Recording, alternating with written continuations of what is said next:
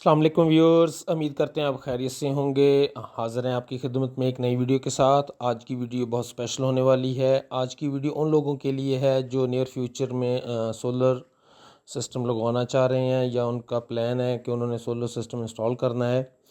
तो solar system install करने से पहले पहले आपको किन चीज़ों का आइडिया होना चाहिए या किन चीज़ों का आपके पास नॉलेज होना चाहिए, ताकि आप उस हिसाब से अपने बजट को मद्देनज़र रखते हुए अपना सोलर सिस्टम जो है अपना जो सोलर सिस्टम का जो पैकेज है उसकी सिलेक्शन करें। सबसे पहला जो पॉइंट है, जो पहली जो बात है वो ये है कि सबसे पहले आपको ये आइडिया होना चाहिए कि जो आप सोलर सिस्टम इंस्टॉल करना चाह रहे हैं वो आप घर का कौन सा लोड जो है वो उस पर शिफ्ट करना चाह रहे हैं। आपको अपने घर के लोड का आइडिया होना चाहिए, आपके घर में क्या क्या लोड रन हो रहा है।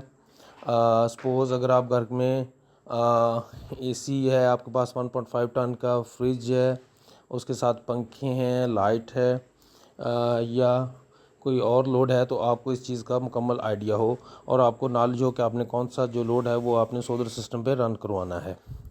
सेकंड, आपने जो चीज़ जो आपने अपने ज़हन में रखनी है, आपने अपने लास्ट ईयर का जो इलेक्ट्रिसिटी का बिल है उसके जो पीक कंजम्पशन है उसमें, मतलब जो आपने समर के जो मंथ हैं जो नॉर्मली अप्रैल से स्टार्ट होकर सितंबर अक्टूबर तक जाते हैं, आपने इन मंथ की जो आपकी कंजम्पशन है, आपने इन मंथ की यूनिट की जो कंजम्पशन है आपने उनकी एवरेज ले लेनी है। तो आपको आइडिया हो जाएगा कि आपके कितने यूनिट पर मंथ एवरेजली आप यूज़ कर रहे हैं, आपकी कंजम्पशन है, तो उस हिसाब से आप अपने पैकेज को डिसाइड करें। नंबर थर्ड जो पॉइंट है, बहुत से लोग कंफ्यूज हो जाते हैं, उनको आइडिया ही नहीं होता कि उन्होंने कितने किलोवाट का सिस्टम लगाना है। वो ऐसे ही रफली टाक करते रहते हैं कि जी मैंने 5 किलोवाट का सिस्टम लगवाना है या 6 किलोवाट का सिस्टम लगवाना है या मैंने 8 किलोवाट का लगवाना है। तो एक्चुअली जो उनका जो घर का लोड होता है वो 3.5 किलोवाट या 4 किलोवाट का जो सोलर सिस्टम है वो उसको ईज़िली हैंडल कर सकता है या उस पर रन हो सकता है।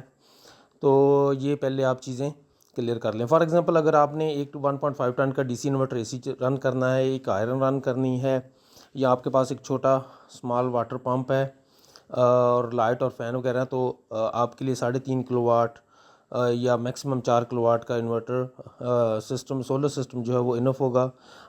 कास्ट वाइज देखा जाए तो इसकी कास्ट भी आपको लेस पड़ेगी और इसके जो दीगर एक्सपेंसेस हैं इसके साथ, मतलब ये 24 वोल्ट का सेटअप होगा और इसके साथ आप मिनिमम 6 और मैक्सिमम 8 पैनल जो हैं वो अटैच कर सकते हैं।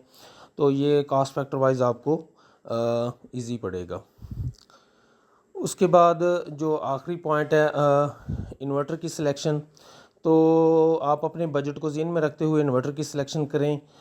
कोशिश करें कि आप अब आपने जब प्लान कर ही लिया है सोलर सिस्टम इंस्टॉल करने का या लगाने का, तो आप कोशिश करें कि आप हाइब्रिड की तरफ मूव हो जाएं, क्योंकि उससे आपका जो बेनिफिट होगा उसका एक तो आपका घर लोड शेडिंग फ्री हो जाएगा और सेकंड जो इन्वर्टर हैं वो ब्रांडेड होते हैं, वो कंपनीज़ के होते हैं और वो आपको उसकी जो है एक प्रॉपर वारंटी प्रोवाइड करते हैं और उनके जो अगर इन केस कोई इन्वर्टर में प्रॉब्लम आ जाती है तो उनके रिपेयर सेंटर होते हैं जो आपकी प्रॉब्लम को सॉल्व कर देते हैं। थर्ड, पैनल की सिलेक्शन की बात आ जाती है, तो पैनल मार्केट में 3-4 टाइप के पैनल चल रहे हैं। कुछ लोग प्रेफर करते हैं जी के डबल ग्लास पैनल जो हैं वो ज़्यादा प्रोडक्शन देते हैं बनस्बत सिंगल ग्लास के। तो डबल ग्लास की पैनल को जो है वो एक तो आपको हाइट पे इंस्टॉल करना पड़ता है, तो इसलिए उसकी आपकी स्ट्रक्चर की कास्ट बढ़ जाती है। तो मैं तो जो रिकमेंड करता हूँ कि आप सिंगल ग्लास में कोई भी पैनल आप सेलेक्ट कर सकते हैं। मार्केट में ज़्यादा जो प्रोडक्शन के लिहाज से चल रहा है वो जिनको के पैनल कह रहे हैं कि जिनको की पैनल है, लॉन्जी के पैनल भी हैं। तो ये आपकी सिलेक्शन है।